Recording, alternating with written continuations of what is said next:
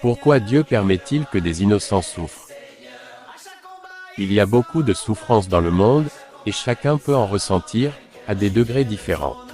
Parfois, la souffrance de certains est le résultat de leurs mauvais choix, d'actions pécheresses, ou d'une volonté irresponsable. À travers ces cas de figure, nous apercevons une vérité inscrite dans Proverbe 13, verset 15, « Le chemin des traîtres est interminable ». Mais qu'en est-il des victimes de ces trahisons? Qu'en est-il des innocents qui souffrent? Pourquoi Dieu permet-il cela? C'est dans la nature humaine d'essayer de trouver une corrélation entre un mauvais comportement et de mauvaises circonstances et, inversement, entre un bon comportement et des bénédictions. Le désir de lier le péché à la souffrance est si fort que Jésus a traité la question au moins 2 fois. En partant, Jésus aperçut sur son chemin un homme qui était aveugle de naissance.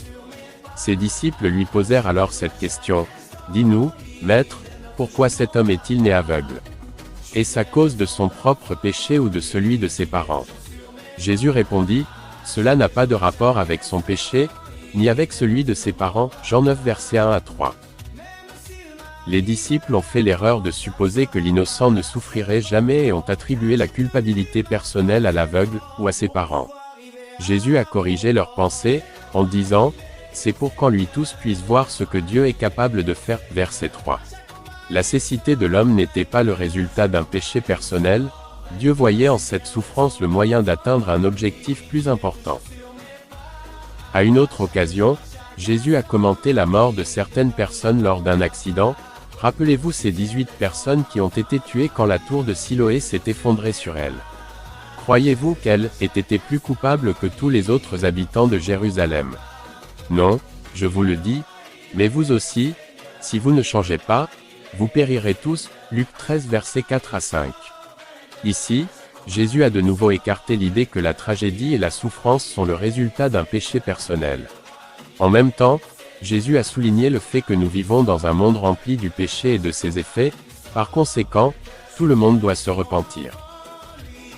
Cela nous amène à nous demander si une chose telle que l'innocence, techniquement parlant, existe.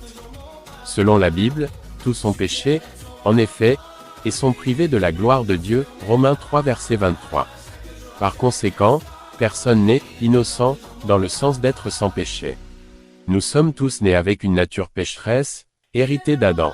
Et, comme nous l'avons déjà vu, tout le monde souffre, que la souffrance soit ou non liée à un péché personnel spécifique.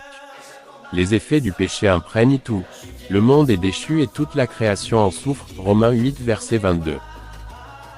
Le plus déchirant dans tout cela est la souffrance d'un enfant. Les enfants sont aussi proches de l'innocence que nous ne l'avons jamais vu dans ce monde, et leur souffrance est vraiment tragique. Parfois, des enfants innocents souffrent à cause du péché des autres tels que la négligence, l'abus, conduite en état d'ébriété, etc. Dans ces cas, nous pouvons certainement dire que la souffrance est le résultat d'un péché personnel, mais pas le leur, et nous en déduisons que notre péché affecte toujours les autres autour de nous. D'autres fois, des enfants innocents souffrent à cause de ce que certains pourraient appeler des actes de Dieu tels que les catastrophes naturelles, accidents, cancers infantiles, etc. Même dans ces cas, nous pouvons dire que la souffrance est le résultat du péché, en général, parce que nous vivons dans un monde pécheur. La bonne nouvelle est que Dieu ne nous a pas laissés ici pour souffrir inutilement. Oui, les innocents souffrent, voir Job 1 à 2, mais Dieu peut racheter cette souffrance. Notre Dieu aimant et miséricordieux a un plan parfait pour utiliser cette souffrance pour accomplir son triple objectif. Premièrement, il utilise la douleur et la souffrance pour nous attirer à lui afin que nous nous accrochions à lui. Jésus a dit: « Vous aurez à souffrir dans le monde » Jean 16 verset 33. Les épreuves et la détresse ne sont pas quelque chose d'inhabituel dans la vie, ils font partie de ce que signifie être humain dans un monde déchu. En Christ, nous avons une ancre qui tient fermement dans toutes les tempêtes de la vie, mais, si nous ne naviguons jamais dans ces tempêtes, comment le saurons-nous? C'est dans les moments de désespoir et de tristesse que nous tendons la main vers lui, et, si nous sommes ses enfants, nous le trouvons toujours là, attendant de nous réconforter et de nous soutenir à travers tout cela. De cette façon, Dieu nous prouve sa fidélité et s'assure que nous resterons proches de lui. Un avantage supplémentaire est que lorsque nous expérimentons la consolation de Dieu à travers les épreuves, nous sommes alors capables de réconforter les autres de la même manière, 2 Corinthiens 1 verset 4.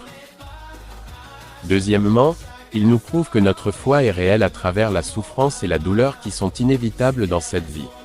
La façon dont nous réagissons à la souffrance, en particulier lorsque nous sommes innocents d'actes répréhensibles, est déterminée par l'authenticité de notre foi. Ceux qui ont la foi en Jésus, celui qui fait naître la foi et l'amène à la perfection, Hébreux 12 verset 2, ne seront pas écrasés par la souffrance mais traverseront l'épreuve avec leur foi intacte, ayant été soumis à l'épreuve du feu afin qu'il y ait pour résultat la louange, la gloire et l'honneur lorsque Jésus-Christ apparaîtra, 1 Pierre 1 verset 7. Les fidèles ne serrent pas le poing contre Dieu et ne remettent pas en question sa bonté, au contraire, ils considèrent cela comme une pure joie, Jacques 1 verset 2, sachant que les épreuves prouvent qu'ils sont vraiment les enfants de Dieu. Heureux l'homme qui tient bon face à la tentation car, après avoir fait ses preuves, il recevra la couronne de la vie que le Seigneur a promise à ceux qui l'aiment, Jacques 1 verset 12. Enfin, Dieu utilise la souffrance pour détourner nos yeux de ce monde et les tourner vers le suivant. La Bible nous exhorte continuellement à ne pas nous laisser emporter par les choses de ce monde, mais à attendre avec impatience le monde à venir. Les innocents souffrent dans ce monde, mais ce monde et tout ce qu'il contient passeront, le royaume de Dieu est éternel. Jésus a dit, « Mon royaume n'est pas de ce monde », Jean 18 verset 26, et ceux qui le suivent ne voient pas les choses de cette vie, bonnes ou mauvaises, comme la fin de l'histoire. Même les souffrances que nous endurons, aussi terribles qu'elles puissent être, ne sauraient être comparées à la gloire à venir qui sera révélée pour nous. Romains 8 verset 18.